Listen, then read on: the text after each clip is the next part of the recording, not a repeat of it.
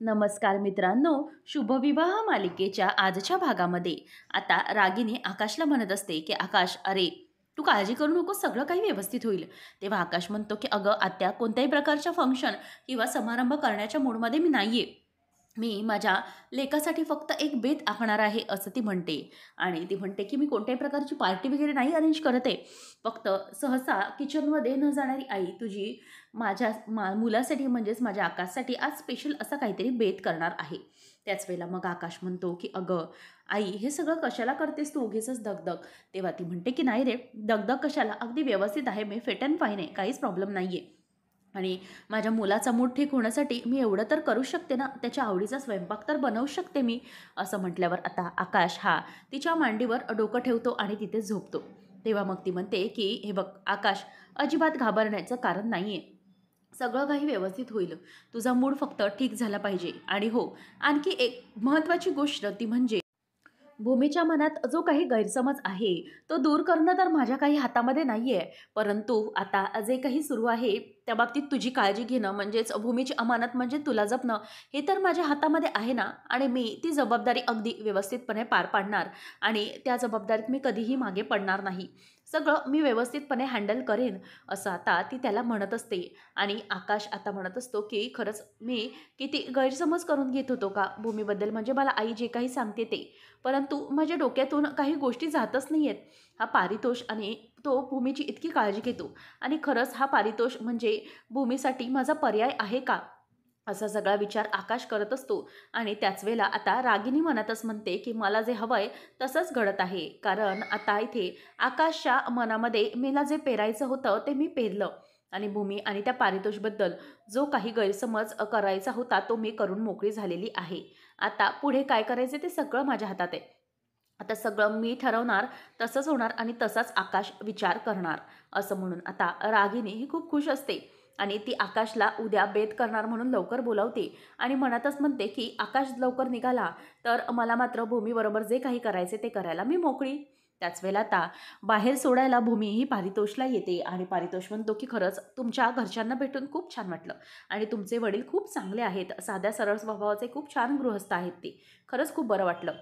तेव्हा भूमी म्हणते की हो सर, आणि स्पेशली तुम्हाला थँक्यू, आज तुम्ही मला घरापर्यंत सोडायला आलात. परंतु सर, असा फेवर पुन्हा करू नका, कारण असं सोडणं बरोबर नाही आहे. त्यावेळेला इथे आता ते म्हणतात की कशासाठी. तेव्हा ती म्हणते की नाही सर, असं नाही, सारखं सोडणं बरोबर वाटत नाही ना. म्हणजे कसं, म्हणूनच मी म्हणाले.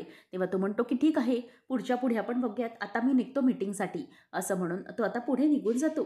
त्यानंतर मग आता भूमी ही टेन्शनमध्ये असते. भूमी विचार करते की नेमकं हे सगळं काय सुरू आहे, अशा कशा गोष्टी सुरू आहेत. आणि काही झालं तरीही आता मला हे सगळ्यांना कळून द्यायचं नाही आहे की आकाश आणि माझं नातं नेमकं काय आहे ते. त्यानंतर आता इथे पौर्णिमा ही नीलांबरीला कॉल करते. आणि मग नीलू म्हणते की बोल गं बाई, काय काम आहे तुझं. तेव्हा ती म्हणते की आई, एक महत्त्वाचं काम तुला सांगायचं आहे. आणि तुला माहिती आहे का पुनू, आज काय झालं. अगं इकडे ना आमच्याकडे ते पारितोष आले होते. अगं इतके भारी आहेत म्हणून सांगू, भूमीला ते घरी सोडण्यासाठी आले होते. अगदी नावाप्रमाणेच राजविंट आहे गं, पारितोष अवस्थी, अगदी नावही तसंच भारदस्त आहे. तेव्हा मग आता पुनू म्हणते की आई, अगं शिया बातम्या मला देत जाऊ नको, आता माझं काम काय आहे ते जरा तू ऐकून घे. त्याच वेळेला मग नीलू म्हणते की बरं बोल बाई, काय काम आहे तुझं. तेव्हा ती म्हणते की प्रशांतच्या फोनवरून तुला मेसेज पाठवायचा आहे. भूमीला तसं सांगते तसा पाठव. ती म्हणते की अगं जरा सोपं काम देता येत नाही का तुला, कसली कठीण कामं देता, हे तर खूप कठीण काम आहे. त्याच वेळेला ती म्हणते की अगं म्हणूनच माझी सासू तुला ते पैसे मोजते ना. तेव्हा मग नीलू म्हणते की तू ना आता त्या श्रीमंत सासूच्या नादाला लागून एखाद्या गरीबाईला बरी हिनवतेस का. जाऊ दे, तशी तू माझीच मुलगी आहेस, असं म्हणून ती हसायला लागते. नंतर पौर्णिमा म्हणते की आई, जमेल ना तुला हे काम. ती म्हणते की जमवतेच मी, बघ जर भूमी तुझ्या मार्गातून बाजूला होणार असेल तर मी हे सगळं करायला अगदी आनंदाने तयार आहे. तू काळजी करू नकोस, मी सगळं काही व्यवस्थित करेन, तू अजिबात घाबरू नको. तेवढ्यातच आता समोर नीलांबरी मागे फिरते तर आता माधवराव समोर उभे असतात. त्यांना पाहिल्यावर ती म्हणते की बरं पुन्नू चल, मी फोन ठेवते, हां चल पुन्नू मी फोन ठेवते, असं म्हणून ती मुद्दामच फोन ठेवून देते. आणि मात्र इथे आता पौर्णिमा खूपच खुश झालेली असते की आपलं काम होणार बाबा. तर इथे माधवराव हे नीलूकडे संशयाच्या नजरेने बघायला लागतात. त्याच वेळेला आता नीलांबरी म्हणते की काय हो, काय झालं, असं का बघताय? तेव्हा बाबा म्हणतात की नाही म्हणजे बघतोय तुझ्याकडे, तुझं नेमकं काय चालू आहे आणि कोणाला काय म्हणत होतीस की तुझं काम होणार आहे वगैरे, असं सगळं नेमकं काय म्हणत होतीस? त्याच वेळेला मग आता इथे ती म्हणायला लागते की अहो असं काय, तिला त्या साड्या आहेत तर फॉलो पिक करायच्या होत्या, म्हणूनच मग मी त्या साड्या नेणार असं तिला सांगितलं, बाकी काय नाही, हेच तर काम होतं. तेव्हा ती म्हणते की काय, आता काय झालं? तेव्हा बाबा म्हणतात की तसं नाही, तिच्याकडे एवढे नोकर चाकर असताना, ती श्रीमंत असताना तुला साड्या देण्याची काय गरज पडली, मला हेच कळलं नाही. मला तर वाटतंय की नेमकं काहीतरी तुमच्यामध्ये मूर्त आहे, काही शिस्त आहे का डोक्यामध्ये? तेव्हा मग नीलांबरी म्हणते की अहो काय शिजणार, संसारी बाई मी, किचनमध्ये भाजी आमटी सगळं शिस्त आहे, बाकी काय? तेव्हा मग आता ते म्हणतात की हो, ते तर तू किती संसारी आहेस हे मला चांगलंच ठाऊक आहे गं, परंतु आता ज्या काही गोष्टी आहेत ना त्या मी सगळ्या नीट बघतोय, आणि जर काही तसं नसेल तर ठीक, नाहीतर मग माझ्यापेक्षा वाईट कोणी नाही, असं म्हणून ते निघून जातात. आणि मग ती हुश असा श्वास सोडते. तेव्हा ती म्हणते की हे बघा, मी तरी आता हुश असा श्वास सोडून दिला, परंतु तुमची मुलगी, तिला कधीही मी असा श्वास सोडू देणार नाही, असं म्हणून ती आता पूर्ण टेन्शनमध्ये असते. तरी ते दुसऱ्या दिवशी ऑफिसचा दिवस असतो आणि मग सगळेजण आपापल्या कामामध्ये असतात. त्याच वेळेला भूमी येते आणि भूमी रजिस्टरवर नेहमीप्रमाणे तिचं साईन करायला येते आणि रिसेप्शनिस्टला गुड मॉर्निंग असं बोलते. त्याच वेळेला तिला कोणीही काहीही उत्तर देत नाही. नंतर मग समोर निमकर मॅम असतात, सोनम असते, तिलाही ती गुड मॉर्निंग बोलते, परंतु कोणीच काही उत्तर देत नाही. ती विचार करते की असं काय आहे, नाही म्हणजे आज माझ्याशी असे सगळे का वागतात, कोणी काही का बोलत नाहीये, जाऊ दे, आपण आपलं चांगलं वागावं. नंतर भूमी जात असताना सगळेजण तिला टोमणे मारत असतात. सोनम म्हणते की बरं आहे, असा बॉस रोज सोडायला येतो म्हणजे काय, कोणाला टेन्शन असेल? त्याच वेळेला आता समोरचे जे जेंट्स असतात तेही जेंट्सला बडबडत असतात की बापरे, म्हणजे लेडीज असल्यामुळे किती फायदा असतो ना, आणि लेडीज असल्याचा किती चांगला फायदा उचलता येतो, आणि म्हणून किती फेवर्स मिळतात बॉसकडून. तेव्हा निमकर म्हणते की हो, हे बघा, मी पण लेडीज आहे आणि माझंही लग्न झालं आहे, परंतु आम्हाला बाबा कोणत्या बॉसने असा फेवर दिला नव्हता, आमच्या बाबतीत तर असं कधीच घडलं नव्हतं. त्याच वेळेला मग आता भूमी तिथून निघून जात असते. तेव्हा मग स्टाफ समोर येतो आणि म्हणतो की काय हो मॅडम, काय चाललंय तुमचं? नाही म्हणजे भूमी मॅडम, असं कोणता मोहिनी मंत्र आहे का तुमच्याकडे की तुम्ही बॉसला अशा प्रकारे गुंडाळू शकता, की कोणतं काही अशी जादू आहे ज्यामुळे तुम्ही हे सगळं करू शकता? नाही म्हणजे हे सगळं कशासाठी, तुमचं सौंदर्य की आणखी काही कुठल्या गोष्टींमुळे हे सगळं होतंय, असं ती म्हणत असतात. त्याच वेळेला आता सगळेजण भूमीकडे अगदी आनंदाने आणि तिला टोमणे मारत असतात. त्याच वेळेला आता भूमीला हे सगळ्यामुळे खूप मोठा धक्का बसतो. भूमी म्हणते की हे सगळं तुम्ही काय बोलताय, प्लीज असं काहीही नाही आहे. तेव्हा मग सगळे म्हणतात की नाही मॅडम, असंच आहे, अहो तुम्ही असंच तर सगळं वागताय म्हणून तर असं सगळं होतंय. आणि त्याच वेळेला आकाश आता सगळं काही बघतो. भूमीला लोक तिच्या कॅरेक्टरवरून बोलत आहेत आणि बॉसला फितवते वगैरे सगळं काही बोलत आहेत, हे पाहून आकाशला मात्र आता खूप राग येतो. त्याचा आता तिळपापड होतो. तो म्हणतो की एक मिनिट, काय चाललं आहे तुमचं सगळ्यांचं, तुम्ही असे कसे बोलू शकता त्या मॅडमला? नाही म्हणजे तुमचं हे असं सगळं बोलणं हे तुम्हाला काही खटकत नाही आहे का? असं तुम्ही एखाद्या बॉसबद्दल किंवा कुठल्याही कर्मचाऱ्याबद्दल कसे कमेंट करू शकता? आणि काय हो, तुम्ही दोघीजणीही लेडीज आहात ना, तर मग लेडीज असून दुसऱ्या लेडीजबद्दल इतकं गलिच्छ बोलताना तुम्हाला काहीही कसं वाटत नाही? तुमच्याकडे काही बोलण्यामध्ये काही सेन्स आहेत की नाही? कुठल्याही गरोदर बाईला तुम्ही असं कसं बोलू शकता? त्याच वेळेला आकाश सगळ्यांना खूप बोलतो आणि भूमी ही आता पारितोषच्या केबिनमध्ये येऊन म्हणते की सर सॉरी. तेव्हा मग ते तिला पाणी देतात आणि म्हणतात की काय झालंय मिस भूमी, तुम्ही रडताय, काय प्रॉब्लेम आहे?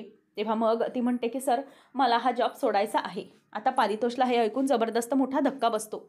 तर इथे त्यांना धक्का बसतो आणि ते तिला शांत करण्याचा प्रयत्न करतात, परंतु आकाश मात्र ऑफिसमधल्या प्रत्येकाला चांगलाच फैलावर घेत असतो. तो म्हणतो की असं बोलण्याची तुम्ही हिंमतच कशी केली? तुम्ही कितीच ओळखता भूमी मॅडमला, जे तुम्ही त्यांच्याबद्दल असे कमेंट करू शकता? एखाद्या लेडी कर्मचाऱ्याबद्दल अशी कमेंट करूच कशी शकता तुम्ही? त्याच वेळेला मग आता निमकर मॅम म्हणतात की ओ आकाश सर, मला सांगा की तुम्ही आम्हाला विचारताय की तुम्ही त्यांना ओळखता का, परंतु मला तुम्ही एक गोष्ट सांगा की तुम्ही कितपत ओळखताय त्या भूमी मॅमला? तुमचा आणि त्यांचा असा काय संबंध आहे जे तुम्ही त्यांच्या बाजूने इतकं असं भांडताय? त्याच वेळेला आता जेव्हा ती असं म्हणते तेव्हा मात्र भूमीचं चेहरा त्याला आठवतो आणि तिचं बोलणं देखील. आणि भूमीला तो म्हणालेला असतो की काळजी करू नकोस, मी आपलं नातं कुठेही रिव्हील करणार नाही. आणि मग आकाश त्यामुळे गप्प बसतो. मग आता पुन्हा एकदा ऑफिस स्टाफ बोलायला लागतो की हे बघा, तुम्ही जे काही म्हणताय त्यावर आमचा अजिबात विश्वास नाही, कारण आतापर्यंत काल आलेल्या भूमी या मॅडमला इतका फेवर मिळतो आणि आम्ही इतकी कामं करतोय, परंतु इतक्या वर्षापासून आम्हाला काहीच नाही, याचा तर त्रास आम्हाला होणारच आहे ना, असं आता इथे म्हणायला लागतात. त्याच वेळेला मग आता इथे आकाश म्हणतो की तुमच्या विचारांशी ना कीव करावीशी वाटते. तर तुम्ही मला सांगा आकाश सर, तुम्ही इतकं त्यांचं फेवर का करताय? तुम्हाला पण त्यांनी मोहिनी मंत्र घातलाय का? असं म्हटल्यावर आता आकाशलाही त्याची खूप चीड येते. परंतु आता आकाशला काय उत्तर द्यावं हे काहीही कळत नसतं. आणि तो म्हणतो की माइंड युअर लँग्वेज. तेवढ्यातच समोरून पारितोष येतो आणि म्हणतो की मी उत्तर देतो, नेमका कोणता मंत्र घातलेला आहे याचा. आणि मग आकाश हा त्याच्याकडे बघतच राहतो. पारितोष हा समोरून चालत चालत येत असतो आणि तो येत असताना भूमीचा हात त्याच्या हातामध्ये असतो आणि हे सगळं जेव्हा आकाश बघतो त्याला या सगळ्याचा खूपच असा मोठा धक्का बसतो. नंतर आता आकाश त्यांच्याकडे बघतच राहतो. तेव्हा आता इथे पारितोष असा भूमीचा हात धरून कसा काय आला असा प्रश्न त्याला पडायला लागतो. नंतर आता इथे पारितोष हा प्रचंड चिडलेला असतो आणि भूमीलाही त्याच्या या वागण्याचा आता धक्काच बसलेला असतो.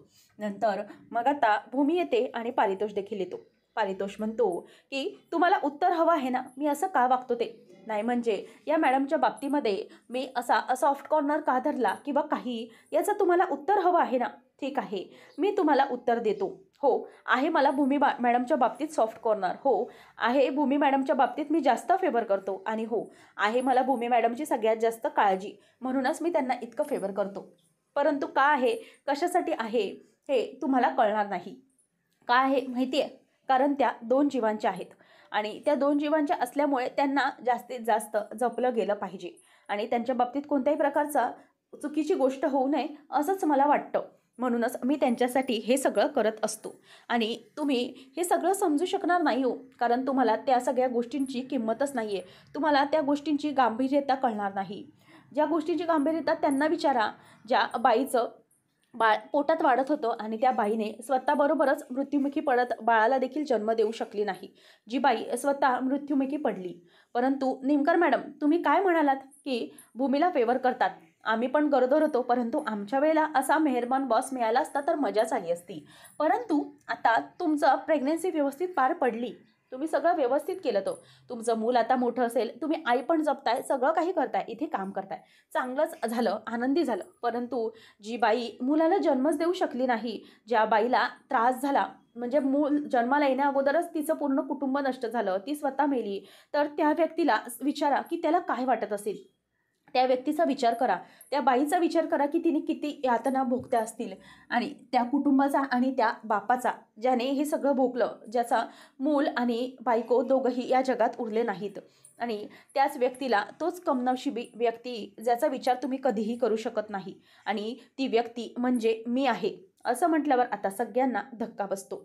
आणि भूमीलाही आता त्याचा पास्ट आणि सगळ्यांनाच पारितोषच्या पास्टबद्दल आता समजलेलं असतं. आणि मग आता पारितोष म्हणतो की तुम्हाला नाही कळणार ती गोष्ट, मी ती गोष्ट भोगलेली आहे. माझ्या संपूर्ण आनंदी सुखी कुटुंबाचं स्वप्न माझ्यासमोर फुटताना पाहिलंय मी. माझी बायको आणि माझं मूल या जगात आता नाही. आणि मग माझ्या बायकोचा फोटो, हा बघा फोटो, असं म्हणून तो तिचा फोटो सगळीकडे दाखवत असतो आणि म्हणतो की ही माझी बायको, हिला आई व्हायचं होतं आणि मूल पोटात असताना हिचा मृत्यू झाला. त्याचप्रमाणे माझं मूलही गेलं आहे आणि ह्याचाच त्रास मला जास्त होतोय. आता फोटोत हातात धरण्याखेरीज माझ्या हातात काही उरलेले नाही, असं तो म्हणत असतो. त्यानंतर प्रशांत हा त्याच्या मोबाईलमध्ये काहीतरी काम करत असतो आणि लॅपटॉपमध्येही काम सुरू असतं. त्याच वेळेला तिथे नीलूचं लक्ष हा प्रशांतच्या फोनकडे जातं, कारण तिला त्याच्यावरूनच मेसेज पाठवायचा असतो. नंतर आता नीलांबरी हळूच येते आणि विचार करते की कसं करू आता, याला मी कसं फितवू. म्हणून आता ती समोर येते आणि म्हणते की बरं ऐकलंस का प्रशांत, अरे जरा एक काम होतं, करशील का? तेव्हा तो म्हणतो की आई, तुला दिसतंय ना मी आता काम करतोय, तर मग तू मला डिस्टर्ब करू नको. तेव्हा ती म्हणते की बाळा, अरे तुला काही फार मोठं असं काम सांगत नाहीये मी, छोटंसंच काम आहे, प्लीज कर ना. तेव्हा प्रशांत म्हणतो की बरं बोल काय आहे. तेव्हा ती सांगते की माळ्यावरचा जरा चौरंग आहे ना, तो काढ, वाणी काकूंना हवाय म्हणून. म्हणूनच आता प्रशांत हा म्हणतो ठीक आहे, एकच काम करणार, आणि तो जायला निघतो. त्याच वेळेला इथे आता आकाश हे त्याचं बोलणं ऐकतो आणि त्याला बोलणं ऐकून खूप वाईट वाटतं. पारितोष म्हणतो की तुम्ही काही गमावलं नाही, परंतु मी ह्या गोष्टी गमावल्यात, आणि म्हणूनच जगातल्या प्रत्येक बाई जी प्रेग्नेंट आहे तिच्या बाबतीत मला सॉफ्ट कॉर्नर वाटणार. मी तिची जास्तीत जास्त काळजी घेणार, तिला कोणताही त्रास व्हायला नको याची मी सगळी जबाबदारी पेलणार. जर कोणाला याबद्दल काही प्रॉब्लेम असेल, आणि मिस भूमीचीही मी तितकीच काळजी घेणार. जर काही त्याबद्दल कोणाला प्रॉब्लेम असेल तर त्याने मला सरळ सांगावं, आणि सांगावं कशाला, मी म्हणतोय की त्याने हे ऑफिस लगेच सोडलं तरीही चालेल, आम्हाला काहीच प्रॉब्लेम नाही. परंतु या ऑफिसमध्ये प्रत्येक प्रेग्नंट बाईला प्रिव्हिलेज देणं जाणार, जसं मिस भूमीना मी दिलंय.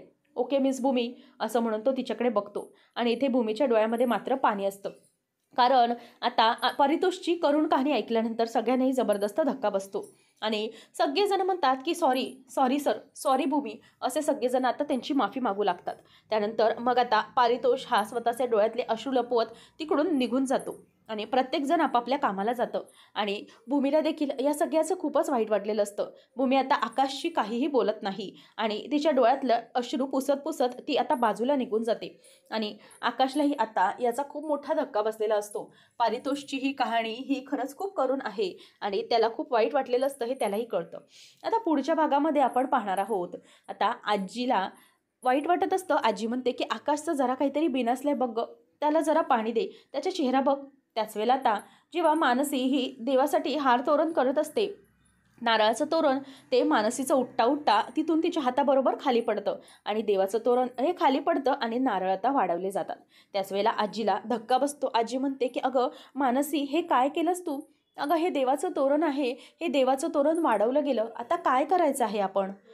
असं म्हणून आता इथे तिला खूपच मोठा धक्का बसतो. मानसी रडायला लागते आणि आकाशलाही इथे धक्का बसलेला असतो. परंतु आपल्या भूमीवर इथे मोठा एक विचित्र प्रसंग ओढावलेला असतो. भूमी ही गाडीमध्ये बसते आणि म्हणते की बरं मला सांगा, प्रशांतने मला या गाडीमध्ये बसायला सांगितलं, परंतु तुम्ही कुठे नेत आहात मला काहीच कळत नाही. तेवढ्यात आता जो व्यंकट रागिणीचा माणूस असतो तो जोरात ब्रेक दाबतो.